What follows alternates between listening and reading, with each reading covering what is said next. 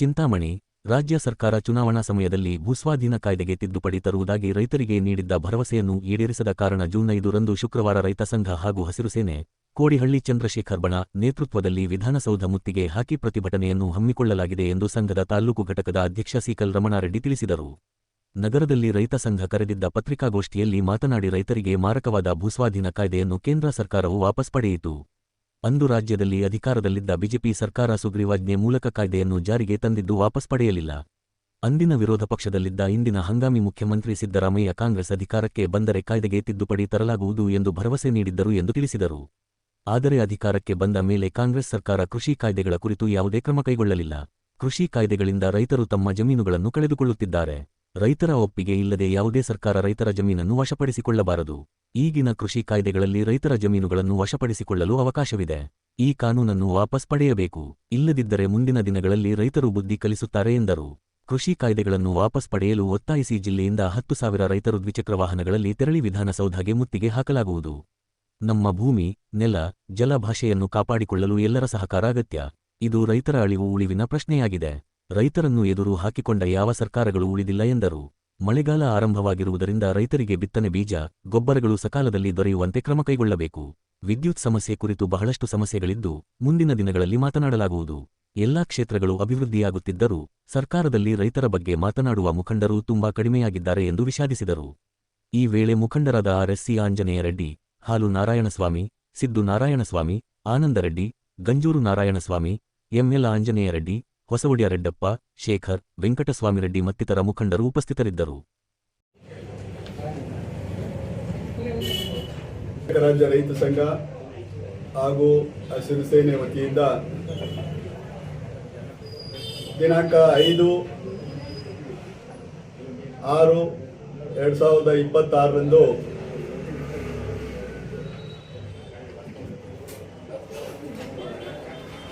ಭೂ ಸುಧಾರಣೆ, ಭೂ ಸ್ವಾಧೀನ ಕಾಯ್ದೆ ಇದರ ವಿರುದ್ಧವಾಗಿ ಕೊಟ್ಟ ಮಾತನ್ನ ಸರ್ಕಾರ ಚುನಾವಣೆ ಸಂದರ್ಭದಲ್ಲಿ ಕೊಟ್ಟ ಮಾತನ್ನ ಸರ್ಕಾರ ತಪ್ಪಿರೋದ್ರಿಂದ, ಉದಾಹರಣೆಯಾಗಿ ಈಗ ಜಂಗಮಕೋಟೆ ರೈತರ ಭೂಮಿಗಳನ್ನ ವಶಪಡಿಸಿಕೊಂಡಿರುವ ವಿಚಾರವಾಗಿ ನಾವು 10,000 ರಾಜ್ಯಾದ್ಯಂತ 10,000 ಬೈಕ್ಗಳ ಮುಖಾಂತರ ವಿಧಾನಸೌಧವನ್ನ ಮುತ್ತಿಗೆ ಕಾರ್ಯಕ್ರಮವನ್ನ ಹಮ್ಮಿಕೊಂಡಿರುವುದರ ವಿಚಾರವಾಗಿ ಇವತ್ತು ಪತ್ರಿಕಾಗೋಷ್ಠಿ ಮತ್ತು ಮಾಧ್ಯಮಗೋಷ್ಠಿಯನ್ನ ತಮ್ಮೆಲ್ಲರನ್ನು ಕೂಡ ಕರೆದಿದ್ದೀವಿ. ಈ ಒಂದು ವಿಚಾರ ಕೇಂದ್ರ ಸರ್ಕಾರ ಸುಮಾರು 5 ವರ್ಷದ ಹಿಂದೆನೆ ಅಲ್ಲಿ ಭೂ ಸ್ವಾಧೀನ ಕಾಯ್ದೆಯನ್ನ ಕೈ ಬಿಡಬೇಕು ಅಂತೇಳಿ ಕೆಲವು ರಾಜ್ಯಗಳು ದೆಹಲಿನಲ್ಲಿ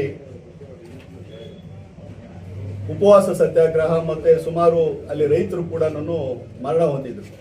ಆ ಸಂದರ್ಭದಲ್ಲಿ ಕೇಂದ್ರ ಸರ್ಕಾರ ಆ ಕಾಯ್ದೆಯನ್ನ ವಾಪಸ್ ತಗೊಂಡು, ಆದರೆ ನಮ್ಮ ರಾಜ್ಯ ಸರ್ಕಾರ ಅಂದಿನ ಯಡಿಯೂರಪ್ಪ ಮುಖ್ಯಮಂತ್ರಿ ಇದ್ದಂತ ಸಂದರ್ಭದಲ್ಲಿ ಸುಗ್ರೀವಾಜ್ಞೆ ಮುಖಾಂತರ ಈ ಒಂದು ಕಾಯ್ದೆಯನ್ನ ಜಾರಿ ಮಾಡಿದ್ರು. ಅದು ಹಲವಾರು ಹೋರಾಟಗಳು ನಡೆಯಿತು ನಮ್ಮ ರಾಜ್ಯದಲ್ಲಿ. ನಡೆದಂತ ಸಂದರ್ಭದಲ್ಲಿ ವಿರೋಧ ಪಕ್ಷದಲ್ಲಿ ಇದ್ದಂತ ನಮ್ಮ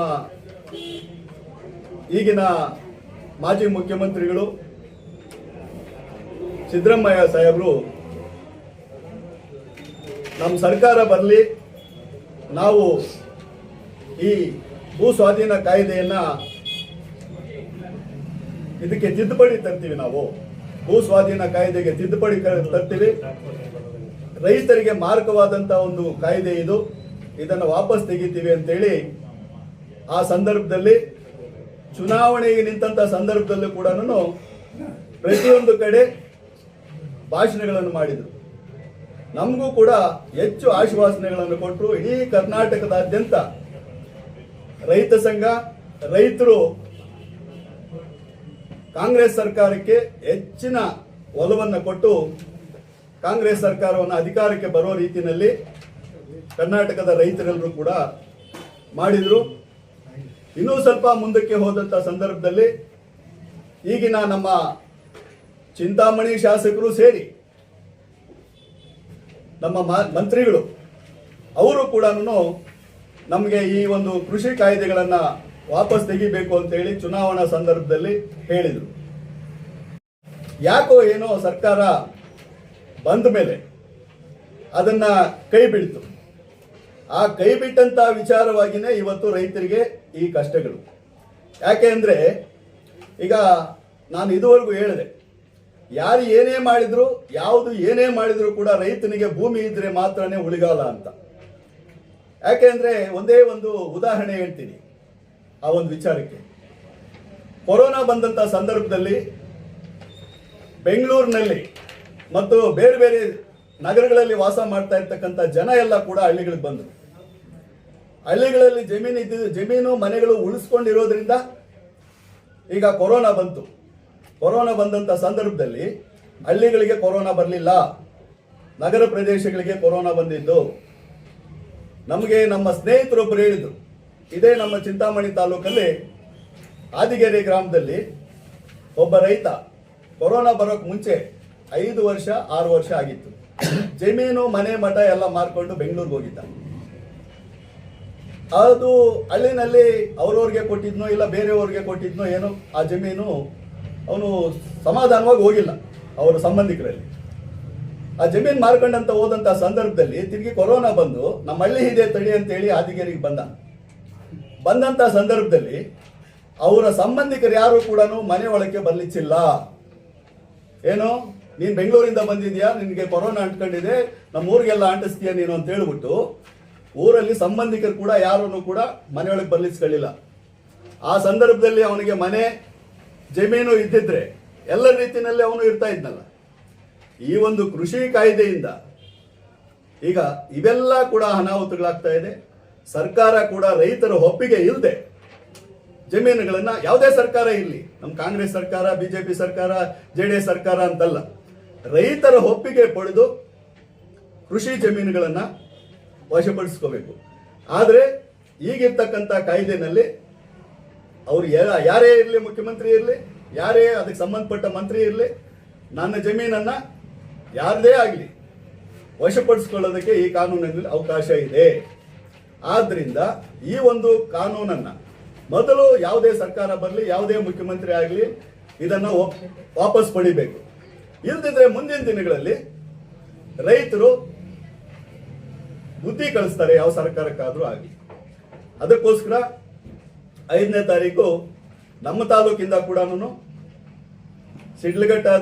ಚಿಕ್ಕಬಳ್ಳಾಪುರ ಜಿಲ್ಲೆಯಿಂದ ಸುಮಾರು 10,000 ದ್ವಿಚಕ್ರ ವಾಹನಗಳ ಮುಖಾಂತರ ಇಡೀ ರಾಜ್ಯಾದ್ಯಂತ ಎಲ್ಲ ಜಿಲ್ಲೆಗಳಿಂದ, ಎಲ್ಲ ತಾಲೂಕುಗಳಿಂದ ವಿಧಾನಸೌಧ ಮುತ್ತಿಗೆ ಕಾರ್ಯಕ್ರಮವನ್ನು ಹಮ್ಮಿಕೊಂಡಿದ್ದೀವಿ. ಆ ಒಂದು ಕಾರ್ಯಕ್ರಮಕ್ಕೆ ಯಶಸ್ವಿ ಆಗಬೇಕು. ಎಲ್ಲರೂ ಕೂಡ ಈ ಒಂದು ಹೋರಾಟಕ್ಕೆ ಕೈ ಜೋಡಿಸಬೇಕು. ನಮ್ಮ ಭೂಮಿ, ನಮ್ಮ ನೆಲ, ನಮ್ಮ ಜಲ, ನಮ್ಮ ಭಾಷೆ ಎಲ್ಲವನ್ನು ಕೂಡ ನಾವು ಕಾಪಾಡಿಕೊಳ್ಳೋದಕ್ಕೆ ಎಲ್ಲರ ಸಹಕಾರ ಬೇಕು. ನಮಗೆ ಇಂಥ ಸರ್ಕಾರ ಅಂಥ ಸರ್ಕಾರ ಅಂತ ಮುಖ್ಯವಲ್ಲ. ನಮಗೆ ಬೇಕಾಗಿರ್ತಕ್ಕಂಥದ್ದು ರೈತರ ಅಳಿವು ಉಳಿವಿನ ಪ್ರಶ್ನೆ. ಅದಕ್ಕೆ ತಮ್ಮೆಲ್ಲರ ಸಹಕಾರನೂ ಕೂಡ ಬೇಕಾಗ್ತದೆ. ತಮಗೂ ಕೂಡ ನಾನೊಂದು ಕಿವಿ ಮಾತು ಹೇಳಕ್ಕೆ ಇಚ್ಛೆ ಪಡ್ತೀನಿ. ಸುಮಾರು ನನಗೂ ಈಗ 60 ವರ್ಷದ ವಯಸ್ಸಲ್ಲಿ ಮಾನ್ಯ ಸಿ ಬೈರೇಗೌಡರು ನಮಗೆ, ನಮ್ಮ ಕ್ಷೇತ್ರಕ್ಕೂ ಆಗ ವೇಮಗಲ್ ಕ್ಷೇತ್ರಕ್ಕೆ ಅಂದಿನಿಂದಲೂ ಕೂಡ ನಾವು ನೋಡ್ಕೊಂಡು ಬಂದಿದ್ದೀವಿ. ಆಮೇಲೆ ನಮ್ಮ ಯುವಕರು ಎಲ್ಲ ಬಂದಂಥ ಸಂದರ್ಭದಲ್ಲಿ ಎಲ್ಲ ನೋಡ್ಕೊಂಡು ಬಂದಿದ್ದೀವಿ. ಎಲ್ಲರಿಗೂ ಅನುಭವಗಳಿದೆ. ರೈತರನ್ನ ಯಾರೇ ಆಗಲಿ, ಯಾವುದೇ ಸರ್ಕಾರ ಆಗಲಿ ಎದುರು ಕಟ್ಕೋಬಾರ್ದು, ರೈತರಲ್ಲಿ ರಾಜಿಯಾಗಿ ಹೋಗ್ಬೇಕು. ಆದ್ದರಿಂದ ಈ ಒಂದು ಕಾರ್ಯಕ್ರಮಕ್ಕೆ ಎಲ್ಲರೂ ಕೂಡ ಸಹಕಾರ ನೀಡಬೇಕು ಅಂತೇಳಿ ಈ ಸಂದರ್ಭದಲ್ಲಿ ಈ ಒಂದು ಸಲಹೆ ಸೂಚನೆಗಳನ್ನು ನಮ್ಮ ಎಲ್ಲ ಕೂಡ ನಮ್ಮ ತಾಲೂಕಿನ ಎಲ್ಲ ಹೋಬಳಿಗಳಿಂದ ಎಲ್ಲ ಮುಖಂಡರು ಬಂದಿದ್ದಾರೆ.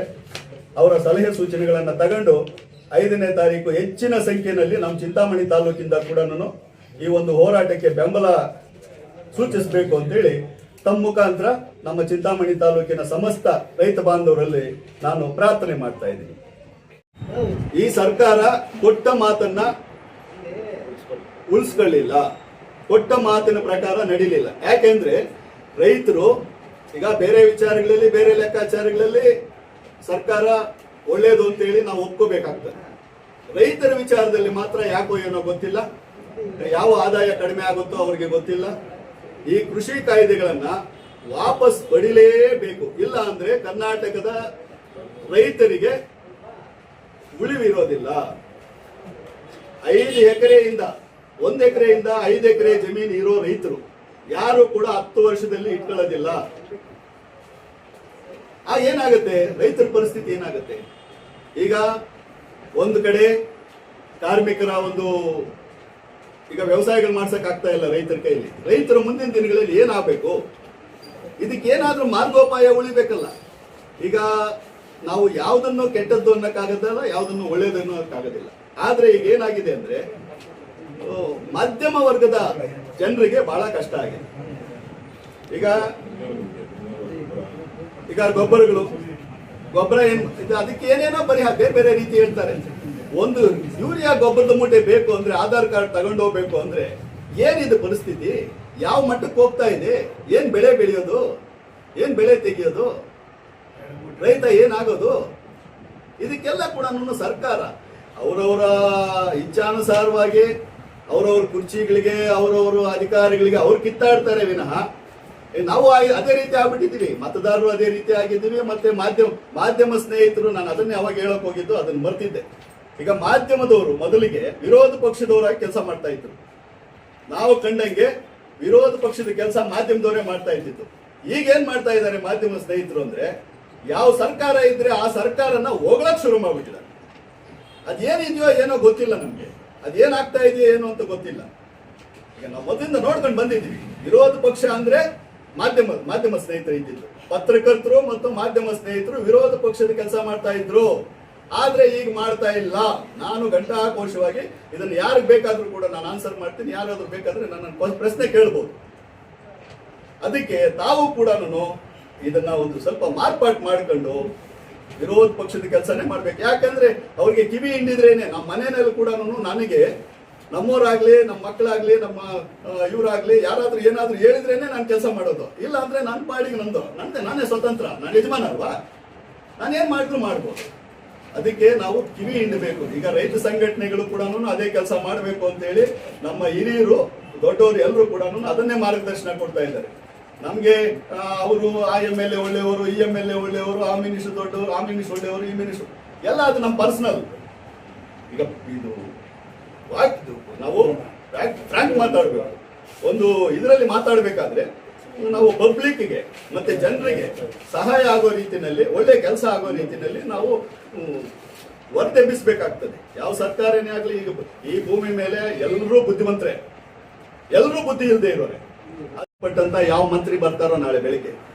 ಈಗ ಸರ್ಕಾರ ಬೇರೆ ಇದಾಗಿದೆ, ಇರ್ಲಿ, ಅದು ರಾಜಕಾರಣದಲ್ಲಿ ಅದೆಲ್ಲ ನಡೀತಾ ಇರ್ತದೆ. ಅದ್ರ ಬಗ್ಗೆ ನಾವೇನ್ ಮಾತಾಡ್ಬೇಕಾಗಿಲ್ಲ. ಅದು ರಾಜಕೀಯದವ್ರು ಅವ್ರು ಮಾತಾಡ್ತಾರೆ, ನಾವು ಓಟ್ ಹಾಕಿದೀವಿ, ಅವ್ರು ಕಳಿಸಿದೀವಿ, ಅವ್ರು ಅದನ್ನ ಮಾತಾಡಿಸಲಿ. ನಮಗೇನು ರೈತರಿಗೆ ಏನು ಅನುಕೂಲ ಬೇಕು, ಈಗೇನು ಅನಾನುಕೂಲ ಆಗ್ತಾ ಇದೆ ಅನ್ನೋದನ್ನ ನಾವು ಮಾತಾಡಬೇಕಾಗಿದೆ. ಆದ್ರಿಂದ ರೈತರಿಗೆ ಬಿತ್ತನೆ ಬೀಜ, ಗೊಬ್ಬರ, ಮತ್ತೆ ಈಗ ವಿದ್ಯುತ್ತನ್ನ ಯಾವ ರೀತಿ ಮಾಡ್ತಾ ಇದ್ದಾರೆ ಅಂತೇಳಿ ಏನೇನೋ ಮಾಡ್ತಾ ಇದ್ದಾರೆ. ಅದನ್ನು ಕೂಡ ಅದ್ರ ಬಗ್ಗೆ ಮುಂದಿನ ದಿನಗಳಲ್ಲಿ ಮಾತಾಡಬೇಕು. ಈಗ ಸರ್ಕಾರ ಯಾವುದೋ ಬರಲಿ, ಬಂದ ಮೇಲೆ ಅದನ್ನ ಕೆಲವು ಇನ್ನು ಮುಂದಿನ ದಿನಗಳಲ್ಲಿ ಹೆಚ್ಚು ಮಾತಾಡೋದಿದೆ. ನಮ್ಮ ತಾಲೂಕಲ್ಲಿ ಕೂಡ ರೈತರಿಗೆ ಯಾವ ರೀತಿ ಏನು ಹೆಂಗೆ ಅಂತಕ್ಕಂಥದ್ದು ಬೇರೆ ರೀತಿಗಳಲ್ಲಿ ಎಲ್ಲ ಅಭಿವೃದ್ಧಿಗಳಾಗ್ತಾ ಇದೆ. ರೈತರ ಬಗ್ಗೆ ಆಲೋಚನೆ ಮಾಡ್ತಾ ಇರ್ತಕ್ಕಂಥ ಒಬ್ಬ ಮುಖಂಡರು ಬಹಳ ಕಡಿಮೆ ಆಗ್ಬಿಟ್ಟಿದ್ದಾರೆ ರಾಜಕಾರಣದಲ್ಲಿ. ಏನು ಎಲ್ಲರೂ ವ್ಯವಸಾಯನೇ ಬಿಡಿ, ಎಲ್ಲರೂ ವ್ಯವಸಾಯ ಮಾಡ್ತಾರೆ, ವ್ಯವಸಾಯದಿಂದ ಏನೋ ಒಂದು ಆಗುತ್ತೆ. ಇವ್ರು ಬೆಳೆದೇ ಇದ್ರೆ ಅವ್ರು ಬೆಳೀತಾರೆ, ಈ ತಾಲೂಕಲ್ಲಿ ಬೆಳಿದೇ ಇದ್ರೆ ಆ ಜಿಲ್ಲೆ ಆ ತಾಲೂಕಲ್ಲಿ ಬೆಳೀತಾರೆ. ಈ ರೀತಿ ರೈತರ ಮೇಲೆ ಮನೋಭಾವ ಸರಿ ಇಲ್ಲ. ರೈತರು ಅಂದ್ರೆ ಈಗ ಅದನ್ನು ನೋಡಿ, ಈಗ ರೈತರು ಅಂದ್ರೆ ಹೆಣ್ಣು ಕೊಡೋದಿಲ್ಲ, ಯಾಕೆ ಕೊಡೋದಿಲ್ಲ, ಅದ್ರ ಬಗ್ಗೆ ಬಹಳ ಸುದೀರ್ಘವಾಗಿ ಯೋಚನೆ ಮಾಡಬೇಕಾಗ್ತದೆ. ಈಗ ಸರ್ಕಾರಗಳು ಕೂಡ ಏನೇನೋ ಪ್ಲಾನ್ ಮಾಡ್ತಾ ಇದೆ ಅದಕ್ಕೆ ರೈತರಿಗೆ ಮದುವೆ ಮಾಡೋದಕ್ಕೆ. ಇದ್ರ ವಿಚಾರವಾಗಿ ಎಲ್ಲ ಕೂಡ ಮುಂದಿನ ದಿನಗಳಲ್ಲಿ ನಾವು ನೀವು ಎಲ್ಲ ಸೇರ್ಕೊಂಡು ಹೆಚ್ಚಿನ ರೀತಿಯಲ್ಲಿ ಇದು ಮಾಡೋಣ. ಅದಕ್ಕೆ ಈಗ ಎಲ್ಲರೂ ಕೂಡ 5ನೇ ತಾರೀಕು ಈ ಒಂದು ಕಾರ್ಯಕ್ರಮವನ್ನು ಯಶಸ್ವಿಗೊಳಿಸಬೇಕು ಅಂತೇಳಿ ತಮ್ಮೆಲ್ಲರಿಗೂ ಕೂಡ ಮನವಿ. ಅಂತ ಭೂಮಿ ನಾವು ರೈತರ ಕಡೆ ಬಿಟ್ರೆ ನಾಳೆ ಬೆಳಿಗ್ಗೆ ರೈತರು ನಾವು ಬೆಳೆಯಕ್ಕಾಗ್ತದ, ದನಕರಿಗೆ ಸಾಕಾಗ್ತದ, ನಾವು ಅಲ್ಲಿ ವಾಸ ಮಾಡಕ್ಕಾಗ್ತದ? ಒಳ್ಳೆ ಫಲವತ್ತಾದ ಭೂಮಿ ರೈತರು ಬಿಡ್ಲಿ. ರೈತರು ಯಾಕೆಂದ್ರೆ ಈ ದೇಶದಲ್ಲಿ ಯಾರು ಬೋಲ್ಟು ನಟ್ಟು ತಿಂದು ಬದುಕಕ್ಕಾಗಲ್ಲ, ಕಂಪ್ಯೂಟರ್ ಇಟ್ಕೊಂಡು ಬದುಕಕ್ಕಾಗಲ್ಲ. ಯಾರು ಬದುಕಿದ್ರು ಕೂಡ ಅನ್ನನೇ ತಿನ್ಬೇಕು. ಅನ್ನ ತಿನ್ಬೇಕಾಗ ಆ ಫಲವತ್ತಾಗಿರೋ ಭೂಮಿಯಲ್ಲಿ ಅನ್ನ ಬೆಳೆಯುವಂತ ಭೂಮಿನ ಕೈಗಾರಿಕೆ ಕೊಟ್ಬಿಟ್ಟು ವೇಸ್ಟ್ ಕೊಟ್ಬಿಟ್ಟು ಏನ್ ಬಿಲ್ಡಿಂಗ್ ಈ ಒಳ್ಳೆ ಭೂಮಿಯಲ್ಲೇ ಕಟ್ಬೇಕಾ? ಬಂಜರು ಭೂಮಿಯಲ್ಲಿ ಕಟ್ಟಿದ ಬಿಲ್ಡಿಂಗ್ ಬೇಡ ಅಂತ ಇರ್ತದ, ಒಂದು ಬೆಟ್ಟಗಾಡಲ್ಲಿ ಕಟ್ಟಿದ ಬಿಲ್ಡಿಂಗ್ ಬೇಡ ಅಂತದ. ಕೈಗಾರಿಕೆ ಅಂತ ಕಡೆ ಮಾಡಿ ಒಳ್ಳೆ ಭೂಮಿ ರೈತರು ಬಿಡ್ಲಿ. ನಾವು ಒಳ್ಳೆ ಭೂಮಿನ ರೈತರ ಕಿತ್ಕೊಳ್ಳೋಕೆ ನಮ್ಗೆ ಸಂಪೂರ್ಣವಾದ ವಿರೋಧ ಇದೆ. ರೈತರ ಸಂಘದ ರೈತರ ಕಡೆಯಿಂದ ವಿರೋಧ ಇದೆ. ಸಿ ಮತ್ತು ಡಿ ಗ್ರೇಡಲ್ಲಿ ಇರೋಂಥ ಭೂಮಿ ತಗೊಳ್ಳಿ, ಮಾಡಲಿ, ಫಲವತ್ತು ಮಾಡಲಿ, ಇದು ಕೈಗಾರಿಕೆ ಮಾಡಲಿ. ನಾವು ಬೇಡ ಅಂತ ವಿರೋಧ ಇಲ್ಲ. ಬಟ್ ಬಿಟ್ಬಿಟ್ಟು ಎ ಬಿ ಗ್ರೇಡಲ್ಲಿರೋ ಭೂಮಿನೆಲ್ಲ ರೈತರ ಕಿತ್ಕೊಂಡ್ಬಿಟ್ಟು ನೀವು ಸ್ವಾರ್ಥಕ್ಕಾಗಿ ಸರ್ಕಾರಗಳು ಮಾಡ್ತಾ ಇರುವಂತ ಒಂದು ಕಳ್ಳಾಟ. ಜಮೀನು ಹೋಗ್ಬೇಕಾಗಿತ್ತು. ಪಾಣಿ ಇದ್ರೆ ಮಾತ್ರನೇ ಅವಾಗ ಜಮೀನು ಅವ್ರ ಹೆಸರಿಗೆ ಆಗ್ತಾ ಇದ್ದಿದ್ದು. ಇಲ್ಲ ಅಂದ್ರೆ ವ್ಯವಸಾಯಗಾರ ಸರ್ಟಿಫಿಕೇಟ್ ತಗೋಬೇಕಾಗಿತ್ತು. ಈಗ ಅವೆಲ್ಲ ಏನಿಲ್ಲ. ಯಾರು ಬಂದ್ರು ಕೂಡ ಆನ್ಲೈನ್ ಅಲ್ಲೇ ಜಮೀನು ರಿಜಿಸ್ಟರ್ ಆಗುತ್ತೆ. ಆನ್ಲೈನ್ ಅಲ್ಲಿ ಯಾವಾಗ ಜಮೀನು ರಿಜಿಸ್ಟ್ರೇಷನ್ ಆಗ್ತದೋ ಆಗ ರೈತನು ಉಳಿತಾನ. ಮುಂದಿನ ದಿನಗಳಲ್ಲಿ ರೈತ ಉಳಿತಾನ. ಕೈಗಾರಿಕೆ ಬೇಕು, ಎಲ್ಲಾ ವಿದ್ಯಾಭ್ಯಾಸ ಆಗಿದೆ, ಅಲ್ಲಿ ಏನಾಗಿದ್ದಾರೆ ಗೊತ್ತಾ? ಗೇಟ್ ಕೀಪರ್ಗಳಾಗಿದ್ದಾರೆ. ನಮ್ಗೆ ಹೇಳಿದ್ದಾರೆ, ನಮ್ಗೆ ಪಾಪ ಹತ್ಕೊಂಡು ಹೇಳ್ತಾರೆ. ಒಬ್ಬ ಯಜಮಾನ ಸುಮಾರು 80 ವರ್ಷ ಆಗಿದೆ. ಮಾತಾಡಬೇಡಿ, ಅವರೇ ಹೇಳಿದ್ರು.